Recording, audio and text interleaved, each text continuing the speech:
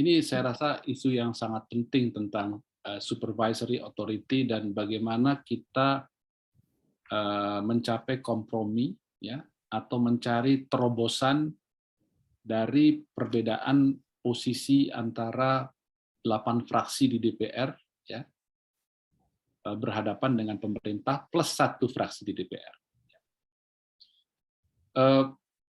Sebagaimana saya mungkin telah singgung kemarin, ya, ketika hal itu ditanyakan oleh Dirjen Aptika kepada saya minggu lalu, saya mengatakan bahwa karena kita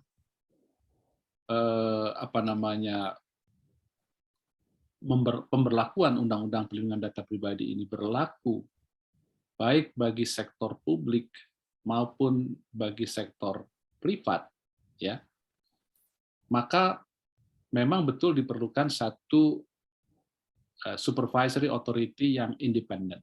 Ya.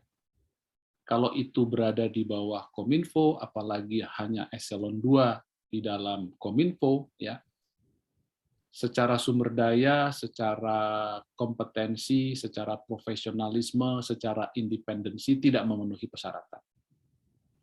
Kalau dikatakan itu ada acuannya, tapi acuannya itu acuan yang minoritas dalam praktek internasional. Ya, dari sekian banyak negara, 128 negara, hanya sekitar 10 atau 14 yang menerapkan seperti itu pun karena mereka memberlakukan undang-undang itu hanya untuk sektor privat. Ya. Maka boleh negara sebagai pemerintah sebagai pengawas melakukan pengawasan. Tapi kalau ini berlaku untuk sektor publik dan sektor privat, memang harus bentuknya independent regulatory body. Kemudian pihak pemerintah mengatakan bahwa spiritnya sekarang itu malah membubarkan yang sudah ada dan kemudian tidak membuat badan-badan baru.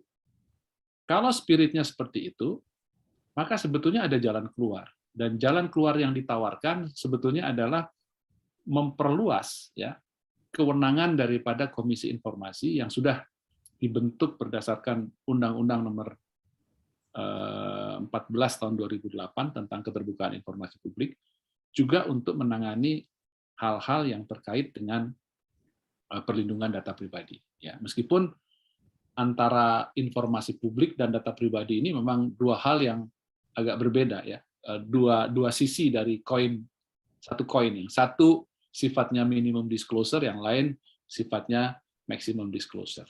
Jadi tetap saya ingin mengatakan bahwa komprominya adalah tetap melupakan satu independent regulatory body, ya, tetapi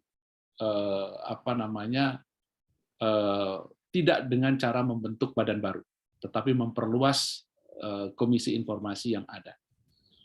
Kemudian, apakah kalau dibentuk seperti itu ada kesiapan dari sisi sumber daya manusia dan lain sebagainya? Saya rasa justru lebih kaya. Ya. Kalau itu hanya pegawai-pegawai negeri yang ada di pada suatu kementerian, kita tahu, ya,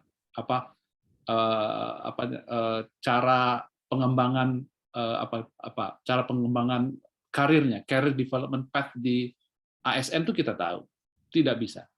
Harus adalah orang-orang yang memang profesional. Ya. Kalau dia merupakan independent regulatory body dalam bentuk komisi informasi yang diperluas kepada persoalan perlindungan data pribadi, kita bisa merekrut dari berbagai sumber, ya. Dari industri, dari expert, dari akademia dan lain sebagainya, kita pooling di situ, ya, dan diperkuat dengan kewenangan, ya. Kewenangan enforcement, kewenangan investigasi, kewenangan membentuk code of conduct, kewenangan membentuk standar, kewenangan sertifikasi, dan itu akan menjadi satu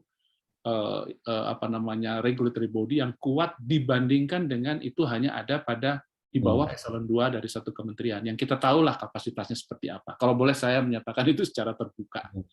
Itu mungkin respons yang saya bisa jawab. Profesor Abu Bakar Munir, silahkan kalau ingin menambahkan sesuatu. Saya sangat setuju dengan apa yang dikatakan oleh Prof. Supancana. Dan ada soalan tadi, mereka harus accountability-nya kepada siapa, kan? Kalau kita melihat kebanyakan negara mereka itu accountable kepada parlimen. Jadi setiap tahun akan dikeluarkan laporan bagaimana supervisory authority itu melaksanakan undang-undang itu, apa saja aktivitas yang telah dijalankan, siapakah yang pihak ataupun perusahaan yang telah didenda misalnya. Maknanya full report akan diserahkan setiap tahun kepada parlimen untuk dibincangkan. Sekadar untuk menjawab soalan mereka accountability-nya kepada siapa dari itu. Ya.